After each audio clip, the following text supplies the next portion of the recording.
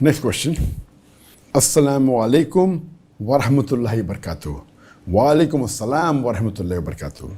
Sir, I am a student of BSc final year. I am from Andhra Pradesh, India. I am from a Hindu family. Alhamdulillah, I recently reverted into a Muslim. My question is, how one can know whether his Emaan is strong or weak, and what steps should be taken in improving my Emaan? And if one who listens about the punishment of hellfire and not feeling afraid of it, but worries about other things, what is the strength of his Emaan? The question posed is that how will a person, this question posed by Revert, and he's asking that how will a person come to know whether his Emaan is strong or weak? And what steps should be taken to improve the Emaan?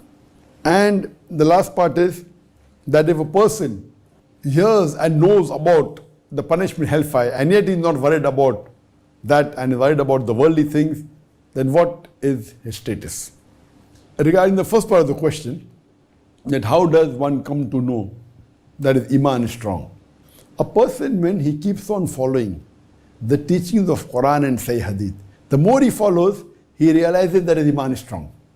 For example, when he goes out, a Muslimah knows that she should wear the hijab. The outside world may not be doing hijab. She's doing hijab. You know that the Emaan is strong. That we know that people do wrong things. They cheat. You're not cheating. People tell lies. You don't lie. You're honest. And the more you follow the Quran and Sahih Hadith, you come to know Emaan is strong.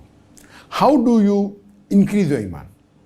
One of the best way to increase your Emaan is to read the translation of the Quran, read the translation of the Hadith of the beloved Prophet Muhammad, read the Seerah of the Prophet Muhammad, read the Seerah of the Khulafa Rashidin, of the Sahabas.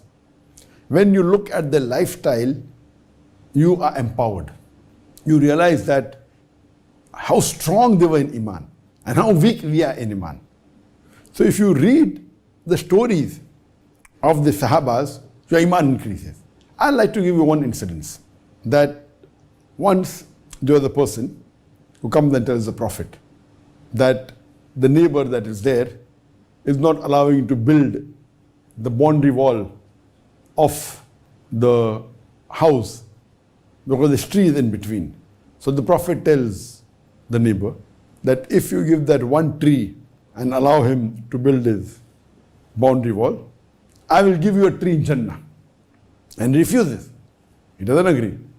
So when one of the Sahaba, Abu Darda, he hears about this, he goes and asks the Prophet that if I get that tree and see to it, give it to him, will I get a tree in Jannah? The Prophet said, yes, why not?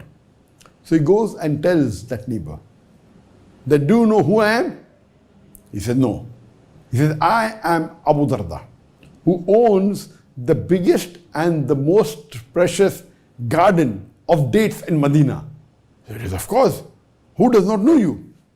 Then he says that, will you give me this tree which is coming in between your neighbor, boundary wall, and for that, in exchange of that tree, I will give you my complete garden of dates, which is the best in Medina. The man says, are you crazy? For my one tree, you will give me the full garden which is the best in Medina? He says, yes. And the person agrees. Abu Darda comes back home and tells his wife that today I have done a great deal, an excellent deal. The wife asks, what did you do? So he narrates the story about that tree. And he tells his wife that I bought that tree that will give us the tree in Jannah in exchange for the full garden that we have in Medina. So the wife says, what an excellent deal. In today's world, if suppose you have such a big garden and you want to buy the tree, today's wife will tell you, you're a fool. Why did you give the full garden? You should have given 25% of the garden, or you should have given 50% of the garden. And surely that man would have agreed. Even if you give 25% of the garden, you would have given that one tree. But look at the Emaan. The wife says, what a deal. That means both of them, the husband and wife, they didn't want even an out of doubt that the person will refuse. because they wanted Jannah. And the hadith tells us that for the rest of their life they lived a poor life. But they lived a very happy life because they know that the Prophet had promised them paradise. So if we hear the stories of the Sahabas, how they lived, how they sacrificed, how they helped each other, your Emaan increases. And it gives us the feeling that what we are doing is nothing. Nothing. And we know that at the time of jihad, when the Prophet told the Sahabas that what you want to contribute, and Hazrat Umar, may Allah be pleased with him, comes and he gives the large wealth to the Prophet, and the Prophet asks him that what have you left home? So he says, I have left half my wealth at home and half I am giving in charity for jihad. After that, later on, Hazrat Abu Bakr, may Allah be pleased with him, he comes and he gives his wealth to the Prophet, and the Prophet asks him, what have you left home?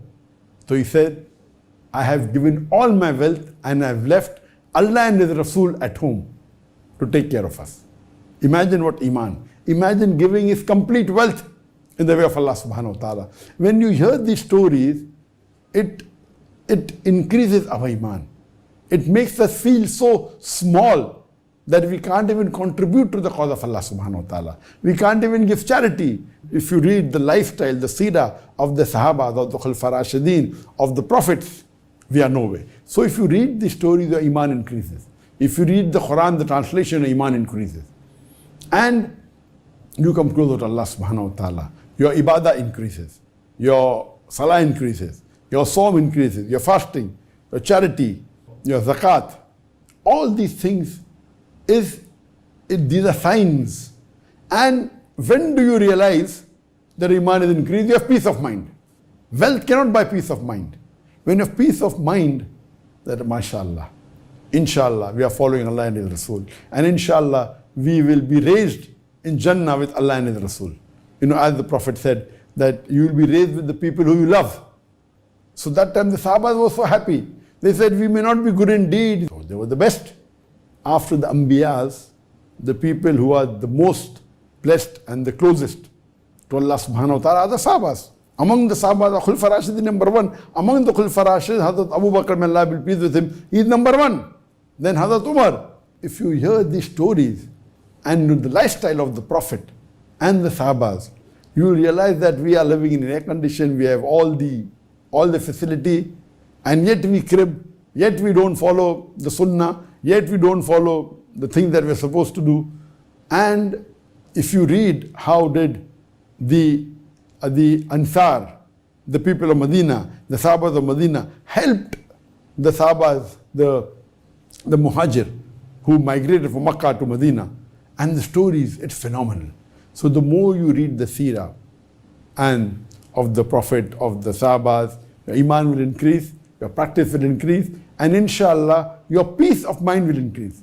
So that you are more secured that Allah will give you the best in this world as well as the Akhirah. Hope that answers the question. Regarding the last part of the question, that what if you hear the punishment in the hellfire and yet you're bothered about the worldly things? What is the state of Emaan? Even after hearing about the punishments of the hellfire, if you do not follow the Quran and the Sahih Hadith, and yet if you continue worrying about the worldly things, that means your Emaan is weak. That Emaan is weak. I told you how Emaan is strong, but if you hear, if the two things that makes your Emaan strong is when you hear about the punishment, you fear it. So that's the reason when you fear the punishment of the hereafter, of the hellfire, the present life for you, the difficulties are nothing. They're peanuts. So if after hearing the punishments of the hellfire, or after hearing the rewards of Jannah, yet you continue and disobey the teachings of Quran and Sunnah, that your Emaan is very weak. So that's the reason you should be in touch with the Quran and Sahih Hadith, and these things will get you closer to Allah and His Rasul. Hope that answers the question.